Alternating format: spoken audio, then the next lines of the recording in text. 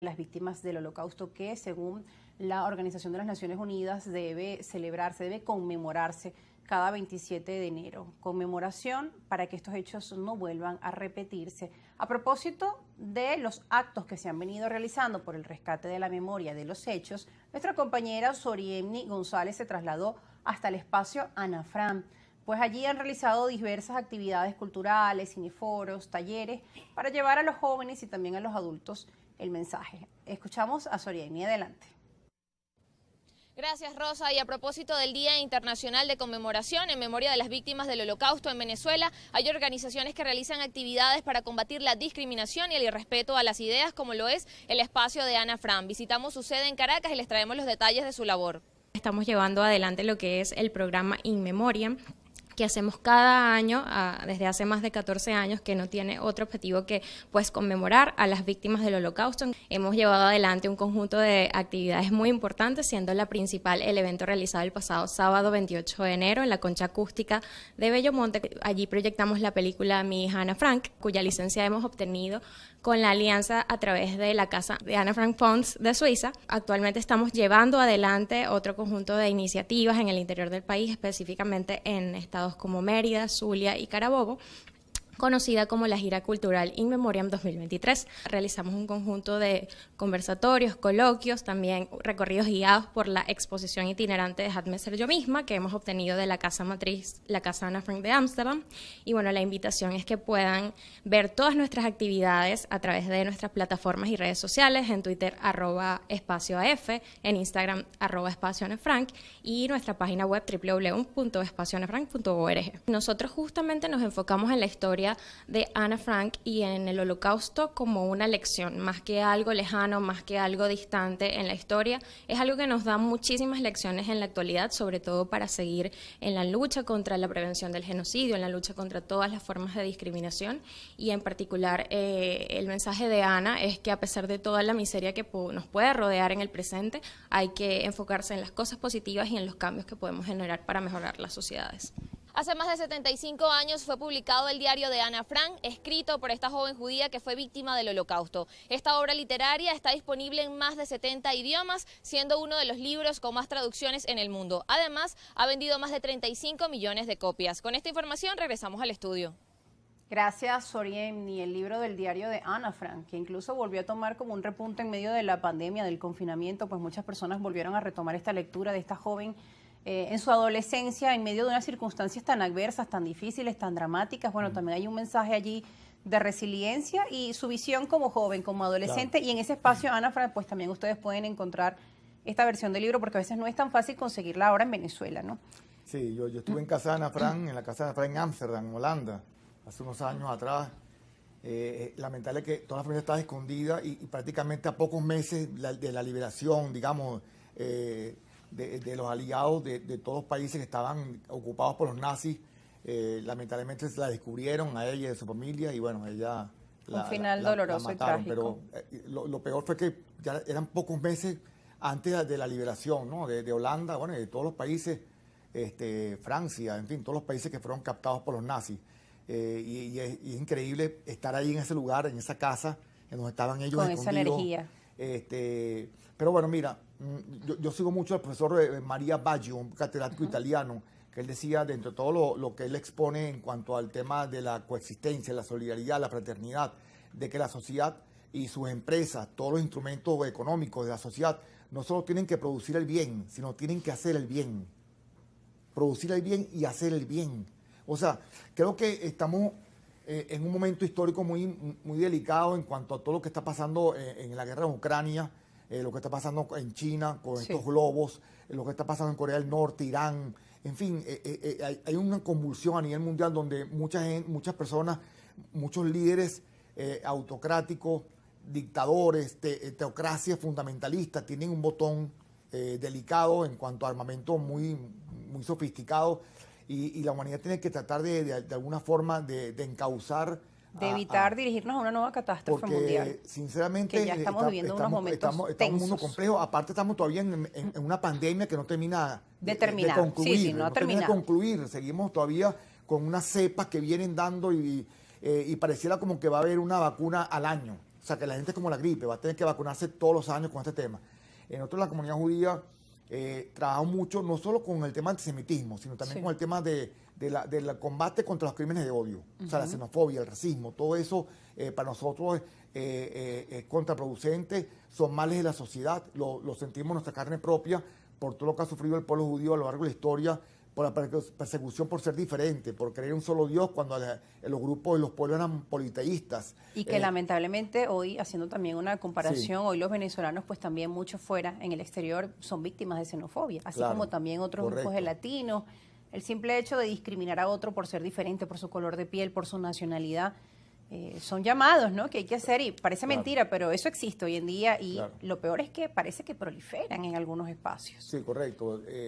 Por supuesto que, claro, lo que volvemos al tema de la Shoah, del Holocausto, y nadie se puede imaginar cuántos habitantes hay en Caracas. Pueden haber, ¿cuántos? 5 o 6 millones de habitantes, no sé. Vamos a colocar unos 6, 7 millones. 6 millones de habitantes. Esos fueron los millones de judíos que mataron en el Holocausto. ¿Tú te imaginas? O sea, es para que entendamos de lo que estamos hablando. Además, la no forma, es una cifra. Claro. Son 6 millones de personas que fueron asesinadas por ser judías. Es como si toda la ciudad de Caracas no existiera. O sea, la gente, desapareció. O sea, es porque creo que es importantísimo tener el valor y la visión de no una cifra, son seres humanos. Aparte también, por supuesto... porque decimos números, pero son vidas. Son vidas. Y no solo judíos, por supuesto también otras minorías, como los gitanos, los homosexuales, los comunistas, los perseguidos por razones políticas, ideológicas. También, claro, por miles, ¿no? Pero también son seres humanos que fueron asesinados por circunstancias específicas de pertenecer a una ideología, a una etnia, a una raza determinada. Así que creo que, en definitiva, Rosa, tenemos que tú como periodista y todos los que trabajan en Globovisión y en todos los espacios, digamos, que transmiten información, es fundamental que trabajemos en estos temas para que la sociedad pueda irse, digamos, recuperando de todas las circunstancias que venimos atravesando, la crisis económica, la pandemia. Buscar sanar heridas, de eso se trata, y de promover espacios de tolerancia y de respeto como este. De entendimiento, de crecimiento personal, y todas las confesiones religiosas, todas las instituciones del Estado, tanto públicas como privadas, deben abocarse en alguna medida a este tema que de por sí es fundamental para el crecimiento de la sociedad, porque si tienes una sociedad enferma, ¿qué te puede producir? ¿Qué dignificación puede haber? ¿Bajo qué escenario puede crecer? Entonces, todos estos elementos para mí van de la mano, tanto el tema material, económico, como el tema espiritual, el tema de la Neshama, como decimos nosotros los judíos. Ahora bien, ya vamos a ir finalizando, pero para entrar un poco en el contexto histórico antes de irnos y para poder explicar a nuestra audiencia el origen de esa persecución contra el pueblo judío, pues muchos apuntan a que fue incluso antes del Estado nazi, del gobierno nazi de Adolfo Hitler, que incluso antes, por temas religiosos, pues también habrían sido perseguidos, ¿no? Sí, no. Hitler no descubrió el agua tibia. O sea, Hitler asumió, adoptó los conceptos de antisemitismo que ya venían generándose hace miles de años. O sea, desde mucho antes del deicidio, de la gente que dijo que el pueblo judío mató a Cristo.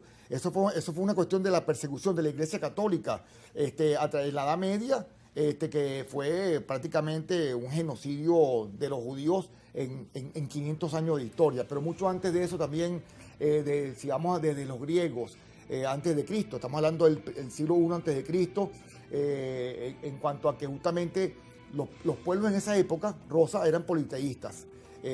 Y el pueblo judío se mantuvo siempre firme en la creencia de un solo Dios, y en las tradiciones, en las costumbres, en hacer las cuestiones religiosas, los bar mitzvah, las bodas, las circuncisiones, bajo un escenario religioso dentro de unas normativas específicas. En esas circunstancias, los griegos, los romanos, en fin, todos esos pueblos, todos esos imperios, por supuesto, impedían la ejecución de estos ritos religiosos, y hubo mucha persecución. Bueno, justamente el segundo templo de Jerusalén fue destruido en el año 70 después de Cristo por el Imperio Romano.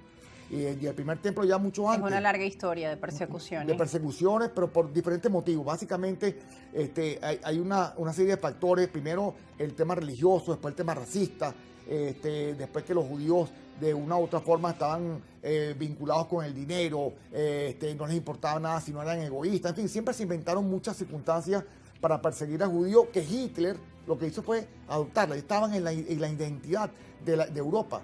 Te repito, la Edad Media, o sea, fueron 500 años donde se persiguió al judío y tenían que, bueno, en España se expulsó a los judíos en 1492. El decreto de los reyes católicos era o te conviertes al catolicismo o te expulsamos. Y después del 96, 1496, fueron expulsados del reino de Portugal.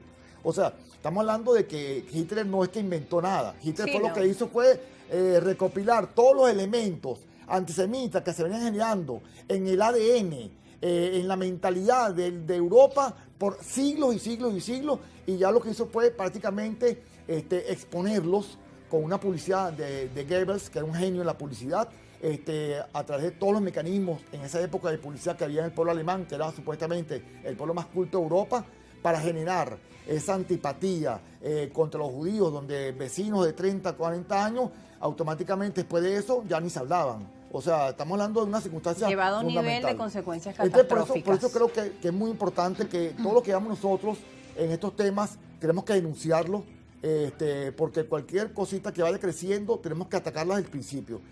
Cuestiones de, hablando de crímenes de odio específicamente, no solo antisemitismo. Entonces yo creo que es un llamado que hacemos de la comunidad judía a todos los sectores de la sociedad venezolana, a los factores políticos, a la sociedad civil, a las instituciones públicas y privadas, para trabajar en estos temas tan importantes.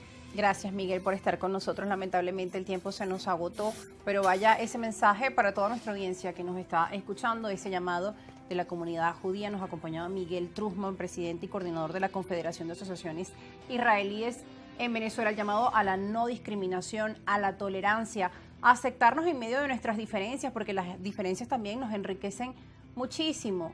Pero así que si hay algo diferente es el ser humano. Claro, cada uno de nosotros es distinto. La huella dactilar, hay 8.000 millones de personas en la Tierra y cada huella dactilar es diferente. Pero tenemos que tener igualdad de oportunidades, igualdad de derechos. Eso es lo más importante. Y que nos respetemos todos, porque todos somos diferentes. El respeto, la tolerancia son la valores y elementos claves. La fraternidad, el abrazo paterno. Vayan ustedes con ese mensaje. Nosotros nos despedimos dejándole nuestras cuentas en redes sociales para que también compartan con nosotros y también la invitación a seguir